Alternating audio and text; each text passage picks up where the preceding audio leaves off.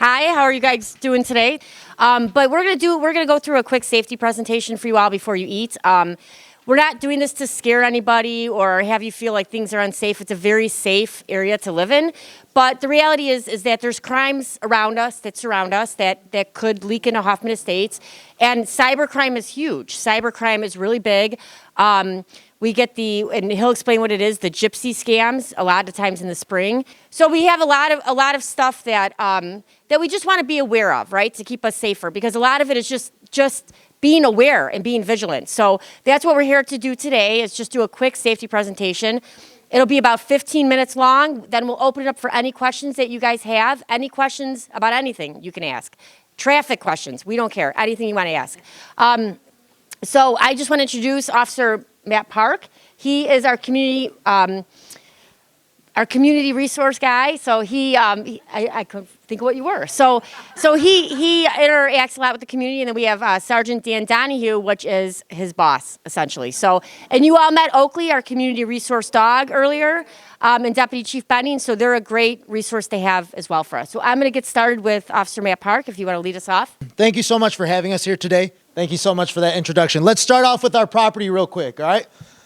So our property is most important to us. Cars, our homes, some of the most important financial investments that we make within our lives. It's really important for us to protect it. Here's a few things, and these might sound very basic, right? This list is comprised of, believe it or not, calls that we deal with on a regular basis, even to this day, okay? Even to this day.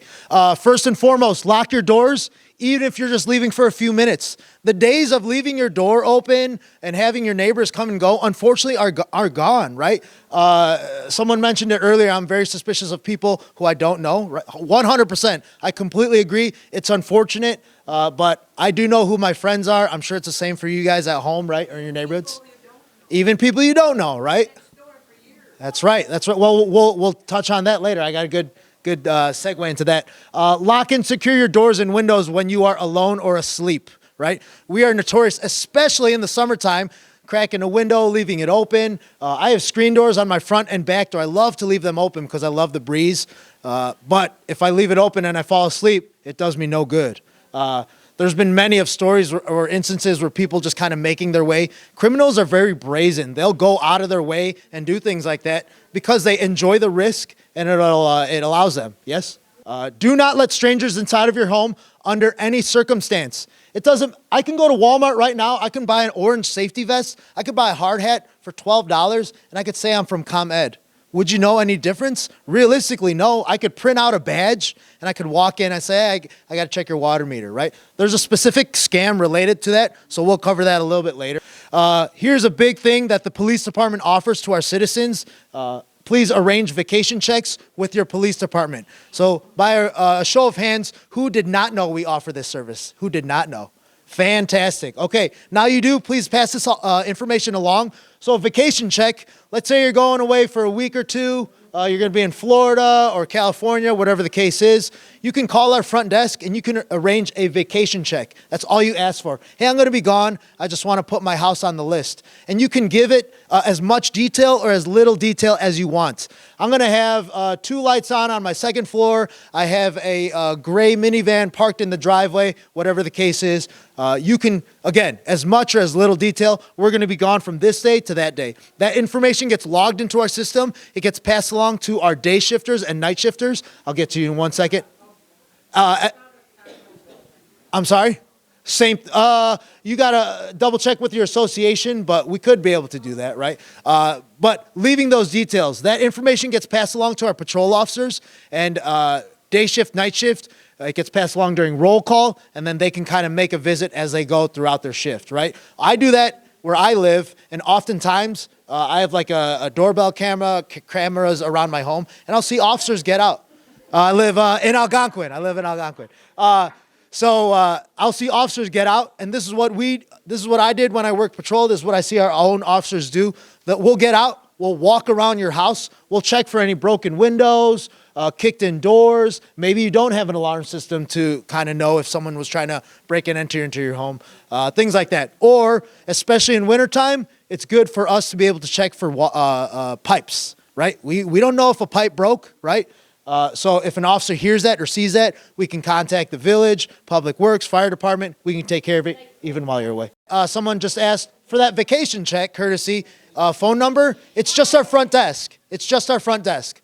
847-781-2800. They can arrange it. Again, it'll get passed off to all of our patrol officers. So please pass that along to any friends and family within the area. Vacation checks. Again, the phone number is just our desk line, 847-781-2800. Our front desk sets it up, and it'll get passed along to all of our patrol officers, okay?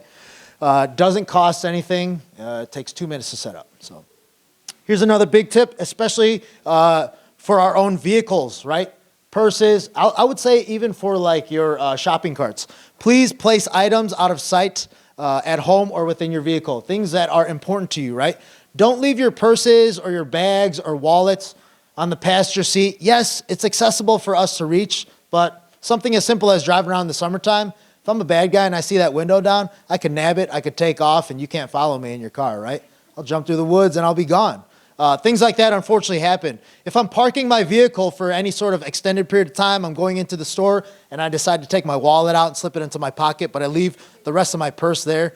Bad guys or criminals, they don't know what's in it or not in the purse. All they know is I want to break in and I want to rummage through it, not knowing that nothing of value is in there. So it's easiest just to place things out of sight, even something as simple as just placing things under your seat, right? That's usually what I tell people. Never leave your car. Here we go. Wintertime. Never leave your car unattended while the engine is running. I get it. It's cold. I want to get into a warm vehicle as well, right? It's freezing. But that's like just asking people, hey, go ahead and come steal my car. Hop in, go for a joyride, right? That happens often. I wouldn't say often, but that happens, right? Don't make it easy for the criminals. Sometimes we do have to suffer through the cold, right? But our car will warm up faster as we drive it instead of just parking it. We see this happen often in front of like grocery stores, parking in the fire lane, running in. Keys will be in the car, running with no one looking at it, right? If that's not your car and you see me hop into that car, you don't know if I'm stealing it or if I'm getting in my own car, right? So someone might not even call 911 because they don't realize a crime is being committed. So it's just easier to take the extra second to make sure your vehicle's locked. Do not leave any valuables in your car. Here's a big thing. Even while parked in the garage, right? So garage sensors are very finicky. Even when I moved into my own home, my garage for some reason would open on its own. I had to change a lot of the settings and things like that too. And sometimes we just forget. That's one of the things our patrol officers will do regularly. They'll drive through the neighborhoods, especially during the nighttime, and sometimes they'll contact, at least I used to, some of the homeowners and things like that because it was so late and garage doors were left open. There's a lot of valuables, right? Tools are expensive. Sometimes people leave their keys in their cars. Sometimes people leave their wallets in their cars. It's just easier. It takes that second for you to be able to bring it in and protect it. Here's the biggest thing. Here's the kicker. This is one thing I really want you guys to take home. Call 911 to report any suspicious persons or activities. If something is weird, right, you guys know your neighborhoods and your areas, and you're honestly better than we do, right? Yes, we patrol. We've been police officers here for however many years. But when something is out of the ordinary, you will probably catch it first. And if you get that inkling in your stomach, like, that's weird, or that car has been parked there for a while, or I don't recognize that car, or why is that person dressed in all black, wearing a ski mask, holding a TV, running down the street? There's a great indicator to call 911, right? Let's be real. Unfortunately, crimes will get reported sometimes like a week or two later, and oftentimes people will say, I thought someone else was going to call 911, right? So it's okay. You're not bothering us. It gives us something to do, and honestly, it helps preemptively prevent any additional crime, even if bad guys just see a black and white rolling through the neighborhood because we got that call, right? When you call 911, you can remain anonymous. You don't have to leave any of your information, your phone number, your address, or anything like that. You could even just give, hey, I live in this general area, and this is what I saw across from this address. That's all I wanted to report. Please get an officer out there. You can make it as simple as that. I comprised a list for you guys just to go over This was from the FBI's charts, from AARP, from our own detectives, right, from what they dealt with and things like that within Hoffman Estates. And mind you, our detectives, they work with a lot of other police officers within the general area, right? So just because we handle crime in Hoffman Estates doesn't mean we don't talk to Schaumburg, Palatine, Inverness, South Barrington, Streamwood, Rolling Meadows, any other surrounding towns. That's what's nice about police officers. We work together because, just like someone mentioned crime trends, right? If they're going from one town, they're probably going to another, right? So these are things that we've seen. And again, you might be like, man, I've never dealt with it. A lot of these I have personally dealt with, right? Been a victim of, let's be real. Here we go, check cooking scams, right? This is big. Back in the day, people would get a checkbook mailed to you, right? Let's be real, who writes checks still? By show of hands. Yes, right? A lot of people still use checks. People would steal checks. I have your account number, I have your routing number. Back in the day when the security wasn't as high, I could just write something to myself and deposit it. There's unfortunately not a good way to protect ourselves from this, but there's one. Use a credit card or credit card app, right? Because those are constantly monitored and you're not burning your own money, right? Checkbooks come from your checking account, right? That's direct deposited or whatever the case might be, wherever your money comes from. Credit cards are linked to banks. So banks, TransUnion, the big credit card agencies, that's what they recommend as well too, right? Because it's easier for them to be able to track it. It's easier for them to, for you to protect your own money that you grew. This is a big one that we see come up often, and a few people did mention this one. Any sort of police, FBI, or IRS calls, right? And I'm sure a good handful of people experience this, right? It'll be something as crazy as, hey, just a heads up, we noticed that there's some bad funds in your account, so you need to now transfer them into our protected account. We'll check the money, and then we'll give it back to you, right? While it sounds ridiculous, this is something that people experience and they worry, right? They say things like, your account is flagged, right? So we need to, in order for you to be removed from our list, otherwise we're gonna come arrest you, you need to give the funds to us for us to be able to check them.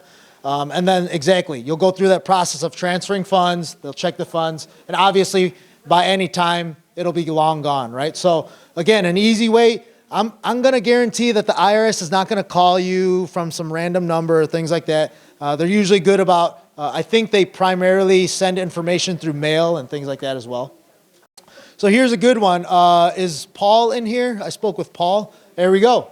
All right. So Paul had mentioned earlier, right, during the break, here's a package delivery call or text scam. This is big lately. This is very big, right? So I guarantee you guys are saying that because someone else has experienced it. Hey, we have a package for you. It might be a text message with a link or it might be a phone call, but you need to pay this fee, right? There's now another delivery cost fee or a transfer fee in order for us to be able to even release that package, right? Not only do they get money through that, but sometimes they'll get some sort of personal information. You give it up, right? Because they have to confirm who you are. And they'll usually put pressure on time, right? Hey, otherwise we're just gonna send your package back and things like that. Again, the easiest way is to contact whoever the sender might be directly to USPS or FedEx or whoever's sending it. Again, please don't click on any links that are either emailed to you or texted to you. It's a really easy way to just kind of open your phone or computers up. Last but not least, there's a lot of like romance or investment scams, right? So people will make relationships or connections online, right? They'll grow. You'll start to trust me. I'll start to trust you. And then I'll kind of ring you in on, hey, I just started investing my money. Here's a fake website that shows how well my investments are doing. You should come do this with me, right? Again, if I play it out like that, people think, Matt, that sounds ridiculous. I would never fall for that. This is one of the biggest things that our detectives are dealing with in terms of fraud. People giving up money. Oh, I met this person online. We created a relationship. I started trusting them. We started exchanging money back and forth. And then I realized, oh my gosh, my money's gone. And this might be 4, 5, 6 months or a year later. And it's really hard to trace at that point. An easy way just to avoid that is knowing who you're dealing with in person, right? A lot of the internet stuff now, I think there's like a common trend with things being so digital, phone calls, things like that. So it's really important for us to be able to just identify it. Here's a big one, and I really want you guys to hone in on this one. This one hits home to me because I hate dealing with it, right? Gypsy scams, right? So this picture kind of paints it best, right? The face is blurred, don't worry. And I don't know where this is. I did not take this picture. I'm not trying to put anyone on blast. But who has ever seen people begging in strip malls or on the corners? Usually the signs will be very elaborate, right? Like instead of just drawing on a cardboard. And then sometimes they'll even have like young children with them, right? Just to kind of play the guilt card. This is what we call a gypsy scam, right? So a lot of times when we talk about gypsies, people say, oh, Matt, that sounds a little offensive, right? So first and foremost, for local law enforcement purposes, the word gypsy refers to people who travel in small groups across the country, perpetrating crimes of petty theft, burglary, or fraud, right? So when I talked about earlier about like having a construction vest and a hat, that's usually a gypsy scam, right? I'll throw on a construction vest and a hat. I'll make a fake ComEd card. I'll come to your house. I'll say, hey, Dan, I noticed your water meter in the back is acting up. You got to come out and look at it with me. Otherwise, it's kind of going crazy. I'll draw you out. My two associates that are hiding around the back, they'll come in, rummage through your house, and then they'll leave. And then next thing you know, hey, we'll make an appointment for next week. I'll call you. See you later. I'll leave, and you'll have no clue that anyone was even in your house, right? That's typically what we see. They will target the elderly, right? That's what they look for, especially when you're out shopping. Again, I don't say this to scare you. They're not all over the place, but it's just a trend that we've noticed. So we just want you guys to be informed so you can stay vigilant, right? Examples of common gypsies that we see is playing music and asking for money in the middle of shopping centers or strip malls, begging with a sign with an elaborate backstory, right? This one reads, please help me. I have 2 kids. I need help to pay the rent and bills, God bless, right? Venmo, I think it says Venmo on there, right? Hey, go ahead, cash at me, whatever the case is. Big ones that we see are seal coating businesses, right? We all love to get our driveways seal coated. My rule of thumb is if there's any sort of tow truck or seal coating business or any business driving around and they don't have any insignia on the side of the truck, that's my first red flag, right? No identifiers to any sort of legitimate business.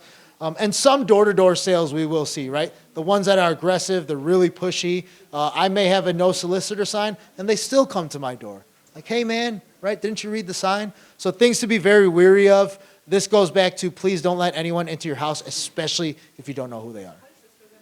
So a big thing we also see in Hoffman Estates, and I guarantee you probably see it in other villages as well, is solicitor scams, right? This sometimes goes hand in hand.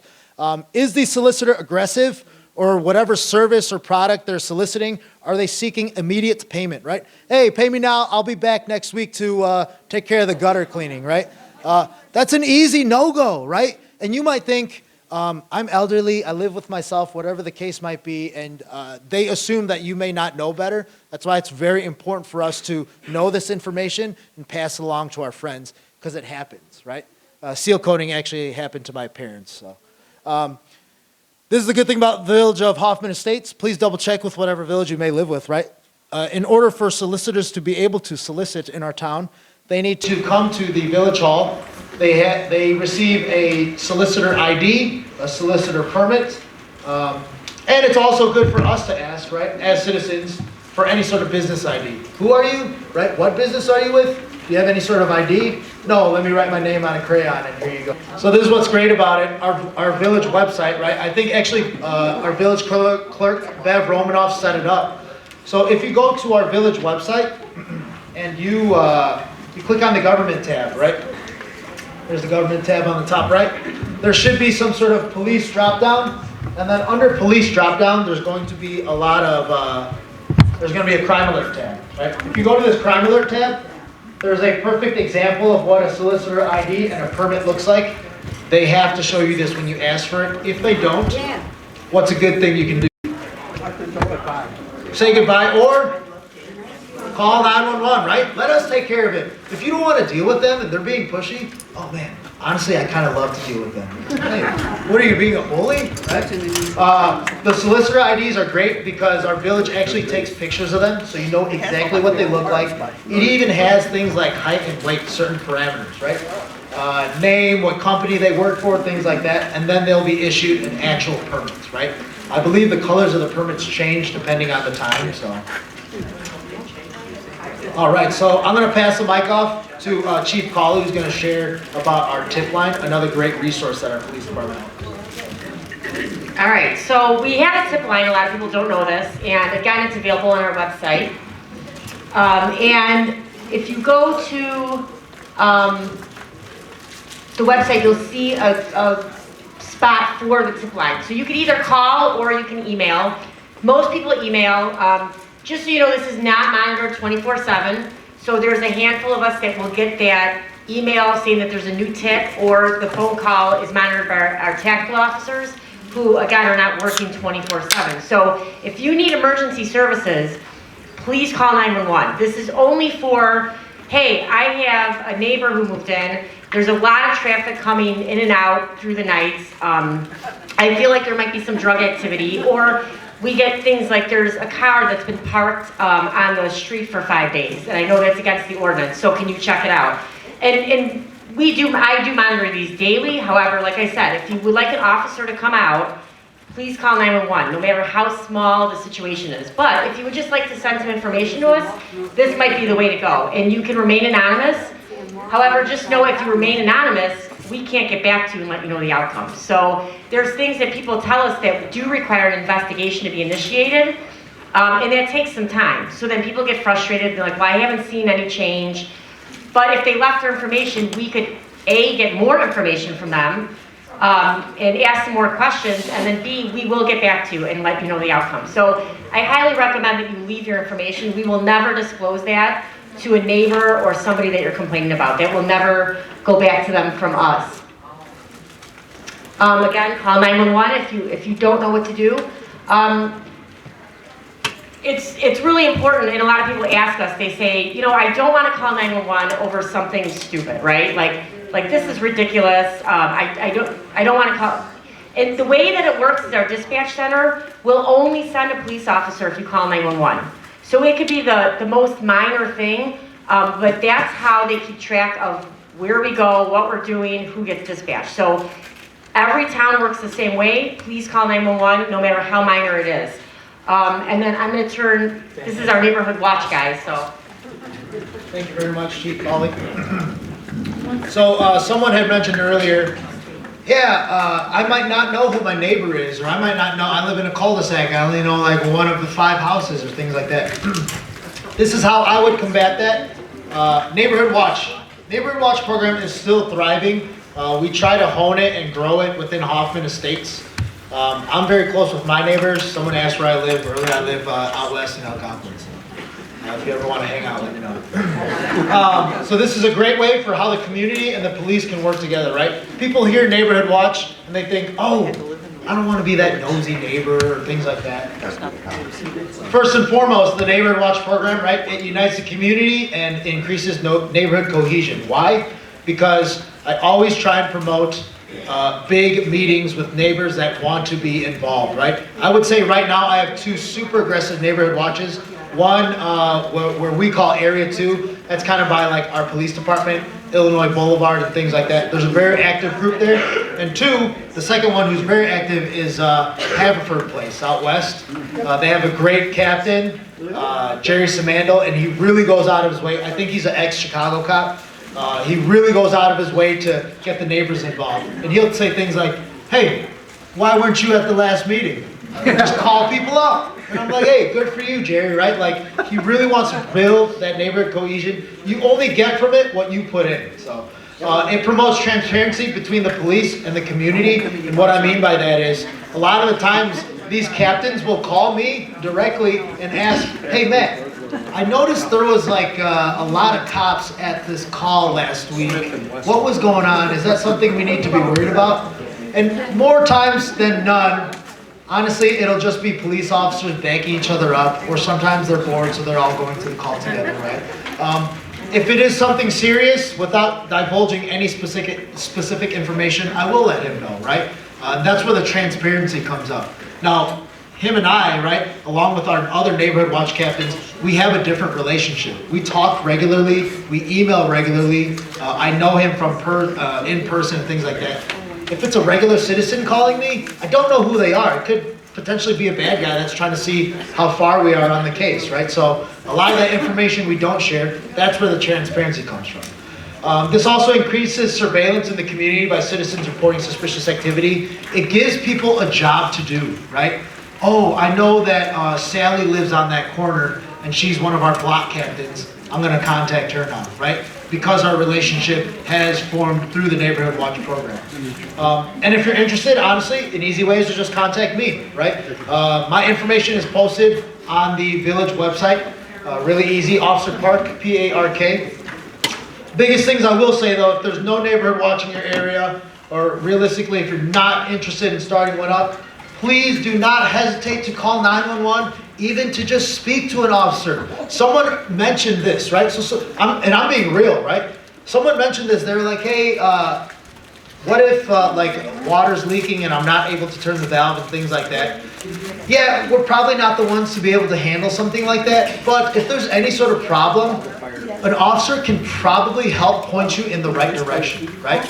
I would hope that none of our Hoffman Estates police officers would ever be like, why'd you call the police for that, right? And if that happens, just let me know directly, I'll take care of it. Or the chief is here as well, too. Sometimes I like to get my hands dirty. Or an old lady that's bored. There you go. So the biggest thing is, please call us. Oftentimes, people will call us in emergency, and then it might just become like an advice call. Hey, this is what happened. What should I do? What are my options? Or it might be start off as an advice call, and it becomes an emergency. Oh, I'm really glad you contacted me. This is a big police matter, right? Realistically, police cannot be everywhere and or see everything. And I'll be the first to admit it, we don't know everything, right? We're the police. All right, so I know you have some exciting entertainment coming here, so I just want to thank you guys once again. It was great spending the afternoon with you. Thank you.